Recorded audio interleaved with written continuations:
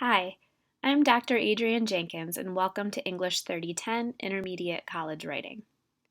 Today I want to take a few minutes to talk to you about major elements of the course and walk you through the course website. So be ready as we talk today to navigate around the Blackboard site and to pause the video if you need to take a look at something, to read through something if that's helpful. I also want to remind you, before I get started walking you through the Blackboard site, to get your copy of the Wadsworth Guide, the Wayne State edition, which has different pagination and added excerpts that are different from the regular Wadsworth Guide. Make sure that you have this. This will be integral to to most of your weeks doing this course. The assigned readings will help you think about structuring your different projects and help you with key concepts, so make sure that you've got this available.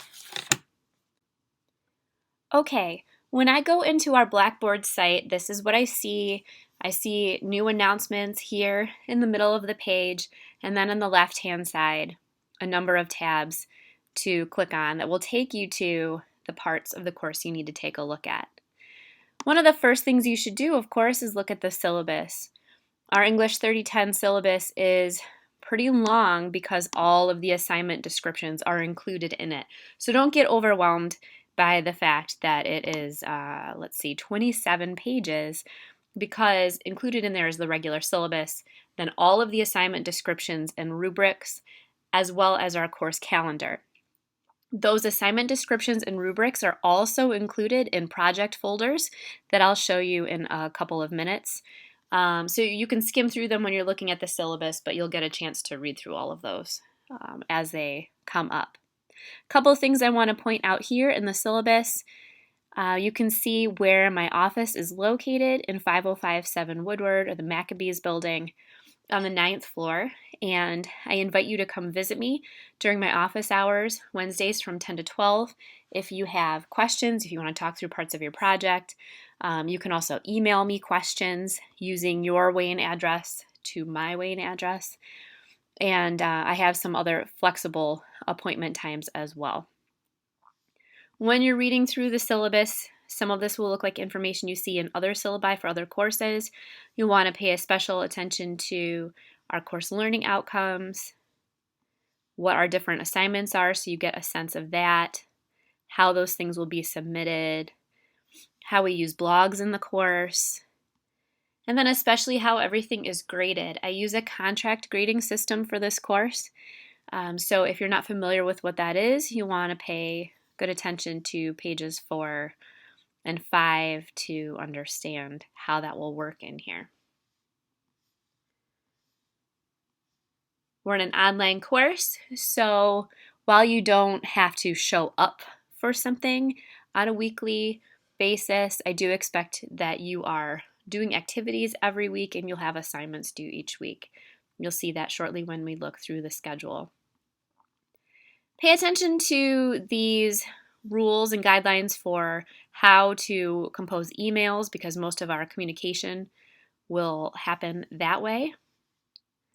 To other course policies, like the fact that late work is not accepted in this course. And then other resources as well. Starting on page 8, there's all of the assignment descriptions. I'm going to skip through those right now, but you're going to take a look at them as you go through, and I want to get down to our schedule quickly. Okay, our course calendar is at the end of the document, and for each week I have the Monday date listed. That's when our weeks will start. I have suggested deadlines for you for Wednesdays and Fridays so that you can spread your reading and research out throughout the week, and then assignments will be due on Sundays, like blogs, quizzes, peer response to other students' papers, drafts, final drafts. The only exception for due dates are some Fridays. You'll see that a draft should be uploaded to your group folder so that your classmates can give you feedback on that. The other exception is our final exam, which is due on a Wednesday. So use this course calendar It's repeated in the weekly folders, which I'll show you in a moment. The next thing that I want to take you to is our readings. On the readings tab, you can see anything that I couldn't link to on the internet or is not in the Wadsworth Guide will be added here as a PDF file, so you can read those. They will come up sometimes. Sometimes when the PDF opens, they will show up sideways, so you're going to have to right-click to use the rotate tool for that. Another thing I'll show you are the tools links. On here, you can see links to your grades, how to send email to me or other members of the class, the discussion board, group folders, blogs, and I'll also link you to these things from the weekly folders. So let's go to the weekly folders so I can show you those. When you go into weekly tasks and assignments, you'll see the course is organized based on projects. So project 1 will take us through weeks 1 to 3. We have a little overlap. Project 2 is weeks 3 to 5. Project 3, weeks 5 to 9. And usually those overlapping weeks are where you're submitting a final draft and just starting to read and brainstorm for the next project. If I go into Project 1, which you will spend time looking at this week, you can see that in the Project 1 folder, I open with the assignment description. So you can read all of the directions and requirements and learning objectives for that there. And then below that, there are some other pieces of information, including the portal where you'll eventually upload your Project 1 final draft and the memo that you'll give me with that. And then folders for the activities you'll conduct each week. So let's take a look at the week 1 activities because we're in week 1. So in each weekly folder, you will see a list of your weekly assignments, videos, readings, and things you need to write. The breakdown from the course calendar so that if breaking it up that way helps you, you can follow that. And I would really suggest not trying to do all of this in one day. You need time to spread out and think about your writing, to think about the readings, to reflect on them, to plan, to conduct research. So do not plan to budget like 3 hours on a Saturday to do all of your online coursework. It just won't pan out well for you. Below that, you can see links to things like your blog number 1, where you'll post things, and then in this first week, you'll also take a syllabus quiz. So let's talk for a second about the activities that you'll do for week 1. I will not always take you through this kind of detail. I'll just expect that you're doing them, but I want to get you familiar with this stuff. Your first task every week will be to watch the video because that's where I'm going to give you a few guidelines and tips for how to work through materials. And then I'll also sometimes talk you through examples or give you like brainstorming and planning strategies. So always watch the video first because it might help you do the other tasks. Then you have a number of readings to do as well. This first week you have a lot of reading to do to get oriented to the class.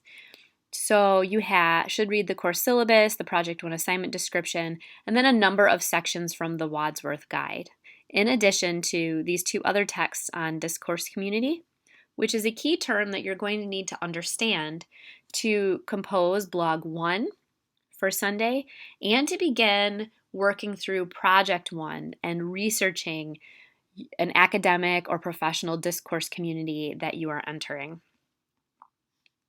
So all of those directions are in here.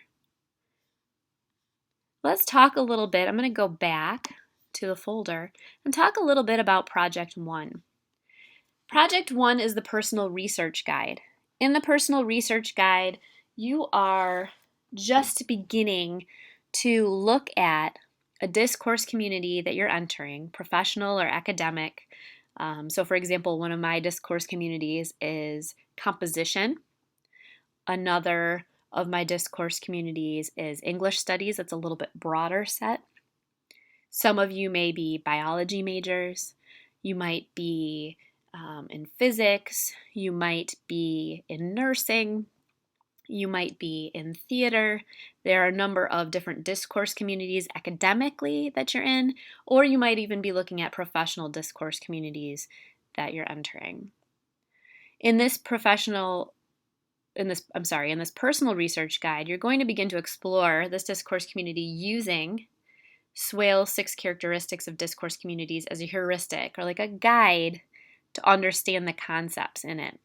And I encourage you to use the research strategies that you have kind of at the ready.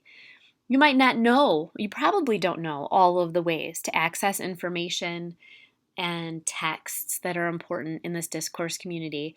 But we're going to give you a few tools to begin that, and this is your chance to learn more about how you'll conduct research the rest of the semester. So, part of your assignment is to list what you understand and can find out about your field's purposes, discursive practices, and genre conventions.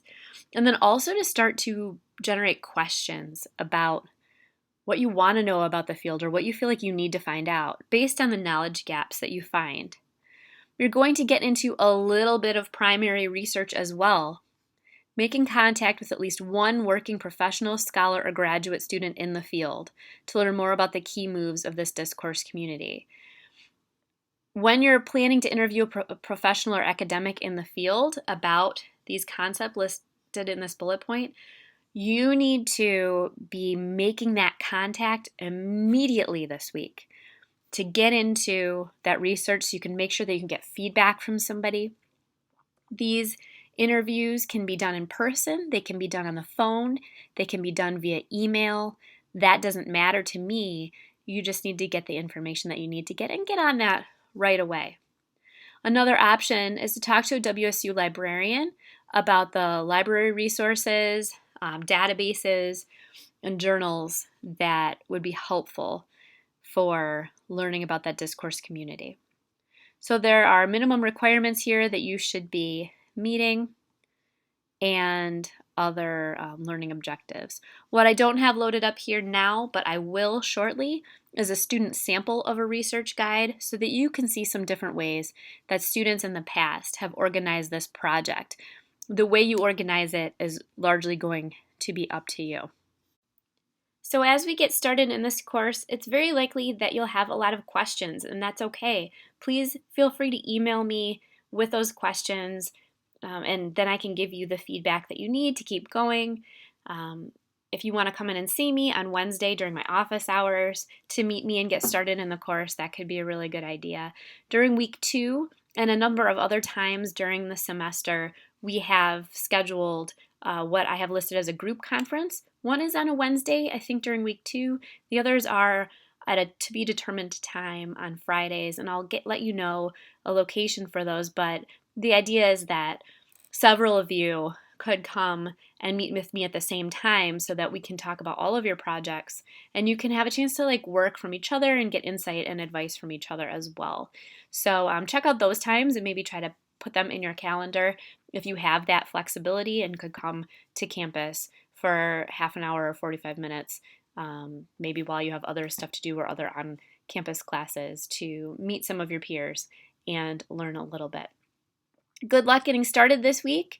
Again, if you have questions, please email me. And honestly, if you feel like this course is not for you, there are plenty of students waiting to get in. So think about that. Although I'm excited to work with you on your research and get to know you and just learn a lot this semester. So hopefully I will talk to you soon.